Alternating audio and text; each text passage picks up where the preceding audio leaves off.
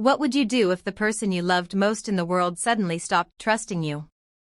What would you do if he believed lies from his family more than the truth from your own lips? This is not just a question.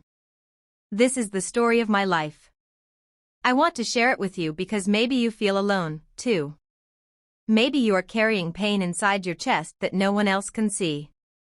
If my story helps even one person find hope in the middle of heartbreak, then opening my heart here is worth it.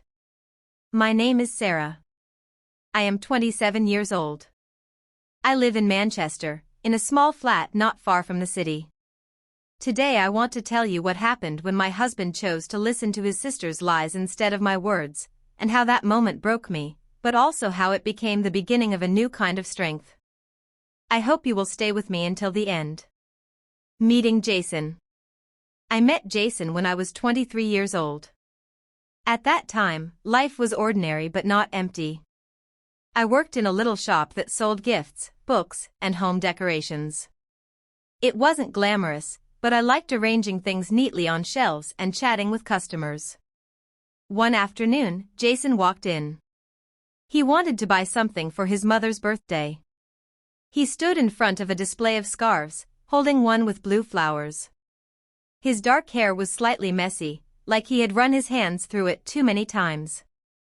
He looked serious, almost too serious for a gift shop. When he finally asked me, "Which one do you think a mother would like?" I smiled. His voice was quiet, but his eyes, soft brown, almost golden in the light, had kindness in them. That was the first thing I noticed. His eyes made me feel safe. We spoke for a few minutes about scarves, then about books, and then about nothing important at all. But I walked home that evening with a strange lightness in my chest. A week later, he returned. This time he asked, "Would you like to have tea with me sometime?" I said yes. The following week, we met in a small cafe near the park. We sat there for 3 hours, just talking. We spoke about our families, about music, about what we wanted in life. He was not a man of many words, but when he did speak, I listened closely. I found comfort in his silences, too. For the first time in my young adult life, I felt something I had only read about in books, a quiet certainty that this person was different. Falling in love. We began seeing each other often. He walked me home after work when it was late, even though it meant an extra half hour for him. He always asked about my day. Sometimes we sat on park benches with takeaway coffee, watching strangers walk by and inventing little stories about their lives. He wasn't the kind of man who brought flowers every week or whispered dramatic promises. Instead, he showed love in smaller, steady ways, carrying my heavy bag, checking if I had eaten, making sure I locked the door behind me. Those things meant more than any grand gesture. After a year of dating, he asked me to marry him. It was simple, no big surprise. We were sitting on my sofa, drinking tea, when he suddenly took out a small silver ring. His hands were shaking slightly. "Sarah," he said, "will you marry me?" My heart leapt, and I said yes without hesitation. Our wedding and new home. Our wedding was small. We invited only close family and friends. I wore a simple white dress. Jason wore a dark suit. It wasn't the kind of wedding you see in magazines, but it was enough for me. My heart was so full of hope that day. I looked at him and thought, this is the man I will spend the rest of my life with. After the wedding, we moved into a little flat. It wasn't big, but I loved it. I decorated it with flowers on the table and small photographs on the walls. Every evening, we shared tea together. Sometimes we watched films. Sometimes we just sat and talked. I felt safe there, wrapped in the promise of our new life. But things changed when his sister, Emily, came to stay. She said she would only stay for 2 weeks. 2 weeks stretched into 2 months, then more. The atmosphere in our home shifted. She was not kind to me. She made sharp comments about my clothes. She told me my cooking wasn't good enough. Once, when Jason was in the room, she even asked him directly, "Why did you marry her?" Every word from her cut me like glass. I waited for Jason to defend me, but he didn't. He only said, "She's my sister, Sarah. Please understand." I stayed quiet, but inside, I was shrinking. The joy of new life. Then one morning, I woke up feeling sick and strangely tired. I bought a pregnancy test. When I saw the result, I cried, not from fear, but from happiness. I wanted a child. I wanted to be a mother. That evening, I told Jason. He smiled a little, but there was no joy in his eyes. He simply said, "Let's not tell anyone yet." I was surprised, but I agreed. The shattering. 2 weeks later, everything broke. Jason came home late one evening. He sat at the table with a hard expression I had never seen before. "Emily told me something," he said coldly. My heart beat fast. "She thinks the baby isn't mine," he said. I froze. "What? That's not true. She saw you with another man last week."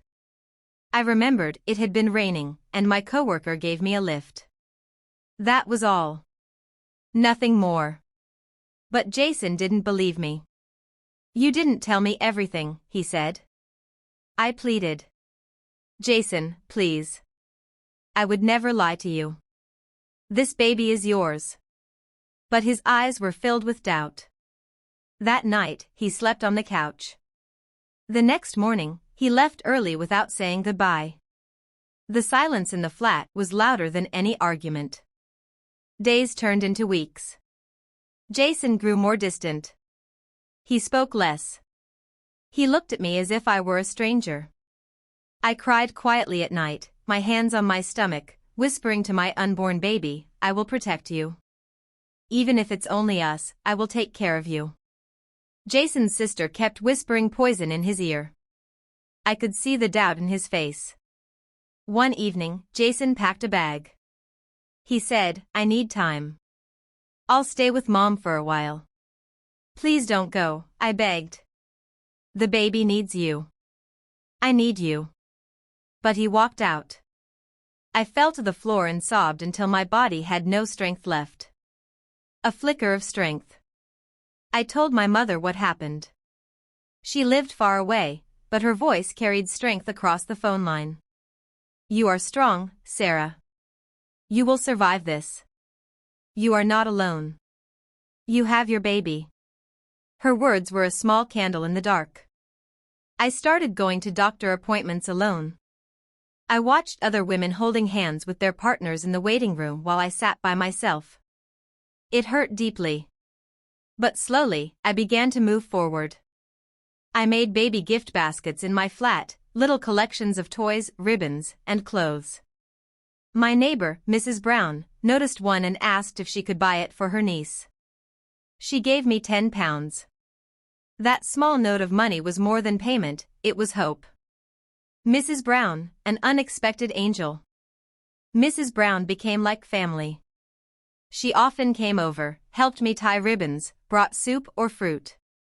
She never asked too many questions, never judged, just stayed near me. One day she said, "You are stronger than you think, Sarah. He left, but you're still here. You're building a life." Her words planted something in me, not just survival, but pride. The call. One evening, my phone rang. It was Jason. His voice was quiet. "I know the truth now. Emily lied. She wanted to hurt you. I'm sorry. I want to come back." For a long time, I didn't speak. Then I said, "You didn't believe me. You left me when I needed you most. I am not the same woman anymore." And I ended the call. I didn't cry. I felt calm. I placed my hands on my stomach and whispered, "The only love I need is yours."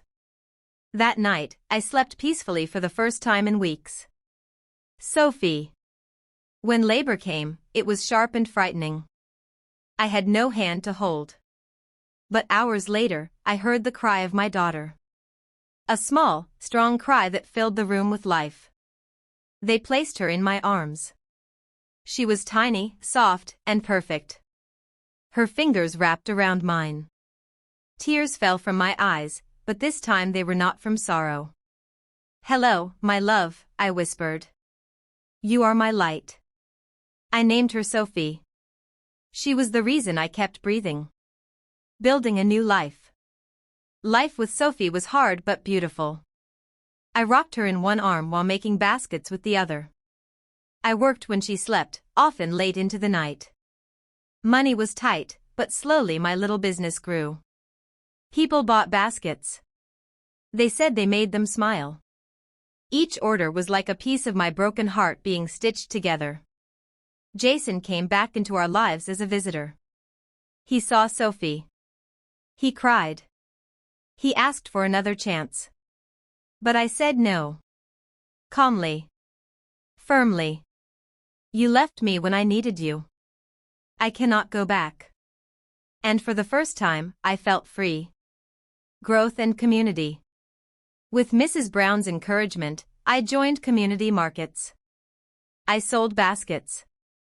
I met other women, other mothers, who were creating small businesses too. For the first time since Jason left, I felt like I belonged somewhere. I wasn't invisible anymore. I even opened an online page. Orders came from beyond my town. I worked hard, but every night when I kissed Sophie's forehead, I whispered, "You are my reason." Reflections. Years have passed since then. Sophie is growing, learning to walk, to speak, to smile. Every laugh from her is sunlight in my life. I moved into a bigger flat with 2 rooms, one for Sophie, one for me. I painted her walls pink, and when she clapped her hands in delight, I knew all the struggle had been worth it. Jason is still in the picture, but only as Sophie's father. He will never again be my husband. I do not hate him, but I no longer love him either. And Mrs. Brown, she is still here. She calls me her daughter. I call her my mother. She taught me that family is not only blood. Family is who stays when you are broken. What I learned. When Jason left, I believed my life was over. But it wasn't. It was only beginning. I lost a husband, but I found myself. I discovered strength I didn't know I had. I built something from nothing. I became a mother. So if you are reading this and you feel broken, hear me. Do not give up. Even if people leave you, you can stand. Even if family doubts you, you can grow. Pain is heavy, yes. But hope can be stronger. And today, when I look at Sophie's smile, I know the truth. Leaving the past behind was the best choice I ever made.